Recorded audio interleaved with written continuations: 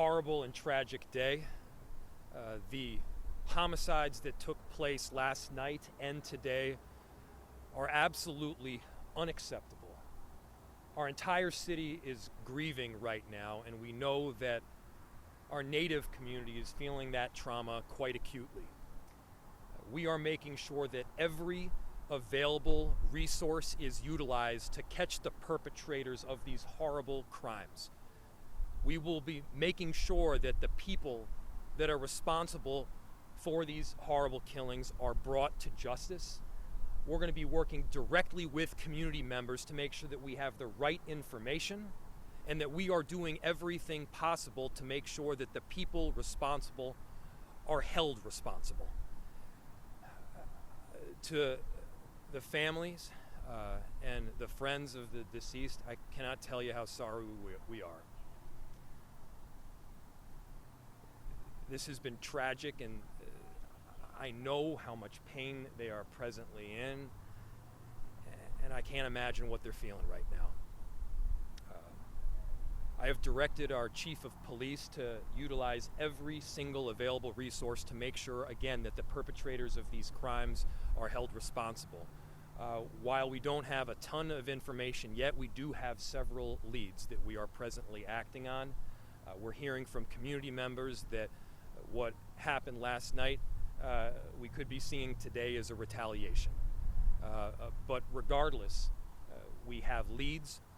We are operating on those leads, and my hope is that shortly we're going to be able to bring the perpetrators of these crimes to justice. The chief will be able to give a bit of additional information, but every available resource is right now out in the field. We are working with a number of different jurisdictions to assist as well. This is unacceptable, and we will not tolerate it in this city. Chief. Thank you, Mayor. I'm going to begin by recapping the investigation that began last night, while noting that we are about 14 and a half hours into it. There is a whole lot of evidence that's been retrieved, numerous leads that are being pursued.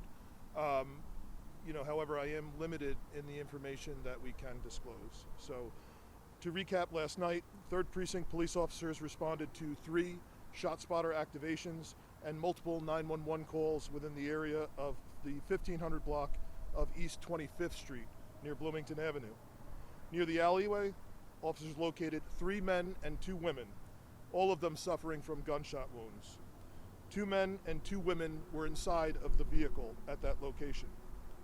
Officers provided immediate medical aid and life-saving efforts, including CPR, until fire and EMS personnel arrived to take over.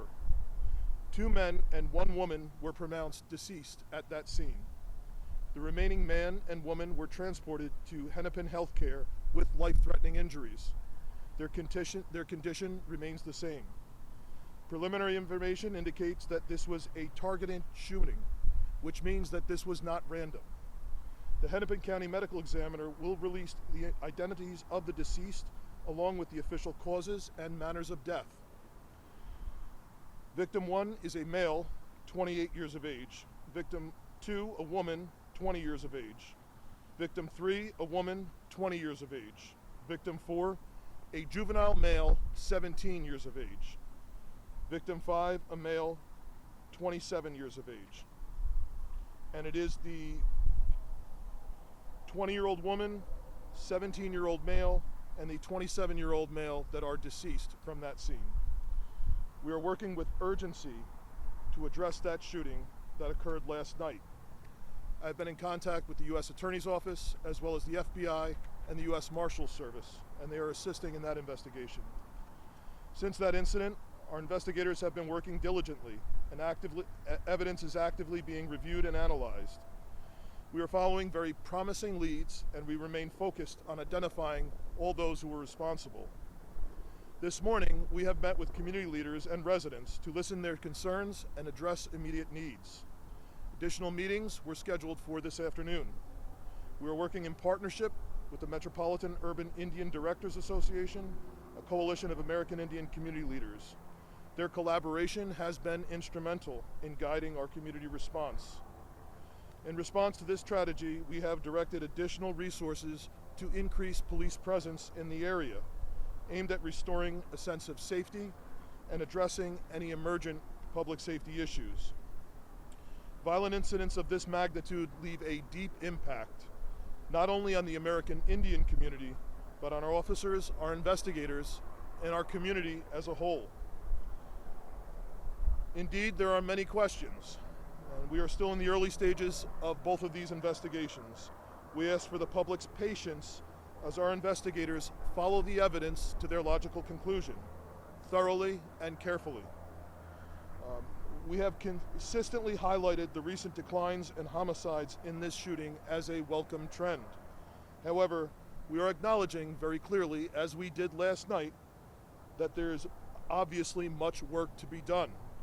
This is a harsh and very painful reminder for our community of that fact. Switching to today, shortly after 1 p.m., Minneapolis police received 911 calls at a shooting on the block behind me. University of Minnesota Police, Transit Police, as well as Hennepin County Sheriff's deputies responded to this scene. They found a male in his 30s and immediately began providing life-saving medical aid. Unfortunately, that male was later pronounced deceased at the scene by EMS. What is even more disturbing than everything else we've already been talking about is that one round from this shooting struck an SUV. It went through the back door of the SUV and passed just beneath the legs of 2 children in child seats, an infant and a toddler. We've been hearing from people in the community that they believe people know what's going on here. And that's why, just like I said last night, we need people from the community to come forward, even anonymously, and help us. We're tracking leads. I am confident in the law enforcement response that's been going on the last several hours. And I'm confident that we're making very, very good progress in both of these cases. But it is an obvious sign of something the community has been saying that we know all too well, that oftentimes conflicts are being resolved in this manner. And it's completely foolish, and we cannot allow it to stand. Again, that being said, I'll open it up to some questions, but again, I'm limited on the information that we can provide. We are 3 blocks away from where there was a shooting last night. The community has been telling us they believe something is going on here. Obviously, we're going to allow the evidence to take us where it is, but of course, we believe that's a strong possibility. We're working with, as I mentioned, FBI, the U.S. Attorney, Hennepin County Sheriff, the Transit Police, the University of Minnesota Police who are here. We're working on increasing visible police presence immediately in the areas here that are affected, as well as getting additional assistance in the investigation, technical assistance, as well as additional resources to bring everybody involved into custody. Yes. Well, I can tell you, obviously what we're seeing right now, as the community is saying, we believe something is going on here. And so oftentimes what is the case in the community violence that we see,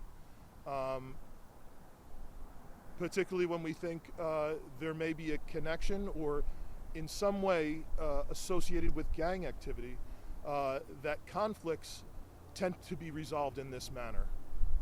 And we've just seen an outrageous amount of violence here just in the last 13 hours.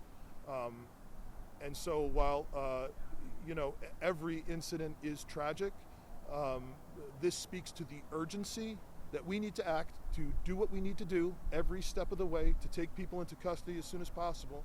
But we also need the public's help. With the public's help, it'll be faster. I cannot. Was there one?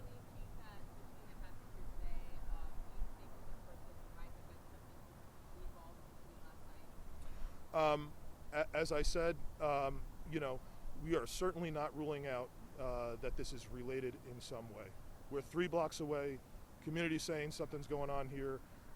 We have to follow the evidence. I cannot speculate. You can make your own assumptions based off the facts. I believe to the information that I have, that I know of, all of the victims that I know of, we believe are Native. Yes. Yes. This is one person shot today? Yes, one person shot. And last night it was just 3, there wasn't a 4th? No, last there night were, that also died. there are 3 deceased. I gave that in the beginning. There is a male that has been in grave condition since he got to the hospital last night, and there's an additional female with life-threatening injuries in the hospital. Yes. One toddler and 1 infant. Yes. The residents are obviously terrified. I know there's at least 1 person that was in need of medical aid while I was here shortly after the call came in, and they're very, very deeply affected and traumatized. And so for sure, we're trying to do everything that we can for all of the families and everyone in the community to restore some sense of safety for them as fast as possible. Chief, in terms of resource deployment, are you pulling resources from other precincts in the city right now to We have pulled resources citywide. We are getting help from the Hennepin County Sheriff, from the FBI, the U.S. Marshals. We are asking for additional help from the Sheriff's Office for patrols in general in this area. And I know we even have some help from the Ramsey County Sheriff's Office involving the investigation.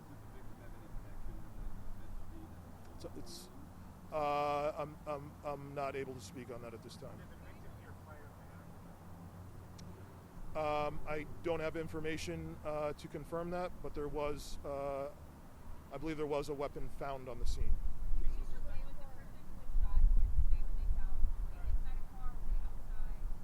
The person found here today was on the street, yes. We're getting to a lot of questions about specifics. Maybe one more general question? Yes, Yep. Chief, so like how do you put in perspective, the city just went through this record long period without, homicide in the city, just like in terms of viewing it, is it, frustration after this long period, or, still pleased with the work that's been done? How you feel about this having happened? Well, it shows that progress is fragile. And though, I'm confident that we have very good partnerships and sound strategies, that alone is not enough. And so, again, as I was making an appeal for community help, we need everyone to stand up and say this is not okay. We need to continue what we're doing and move forward, and law enforcement will not rest until everyone involved in both of these incidents is brought into custody, and then we're going to need the rest of the system to do its job to make sure they stay in custody. But again, it's frustrating. Every single incident, one victim in and of itself, even if they survive, it's very traumatizing to the family, to the block that they live on, the people who love them, as well as the community at large. And it's just exponentially worse in these cases. I was supposed to be in a meeting right now with community leaders. That got delayed, obviously, because of this. We've met with folks this morning, as well as the precinct inspector. And we're going to continue engaging with community, do everything that we can to help increase their sense of safety. But just, again, the message remains the same, and it's very urgent. Anyone who's able to come forward or to encourage someone else to come forward and provide information, even anonymously, is helpful. But we are on it. Let the Native American community know we are on it. All of law enforcement is on it. This is outrageous. It's absolutely senseless. And it just shows how completely reckless this is. That this is broad daylight out here with a toddler and an infant in a car seat nearly getting hit by a bullet. It's outrageous. Enough. Chief, Mayor. The message to our Native community is that we stand with them. We're going to do everything possible to bring these perpetrators to justice, and to be clear, our city, our police, our entire enterprise will not rest until we get the job done, and we're going to do it hand in hand with them.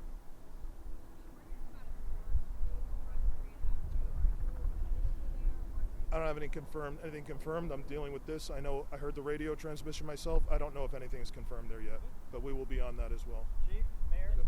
Thank you. Thank you. And to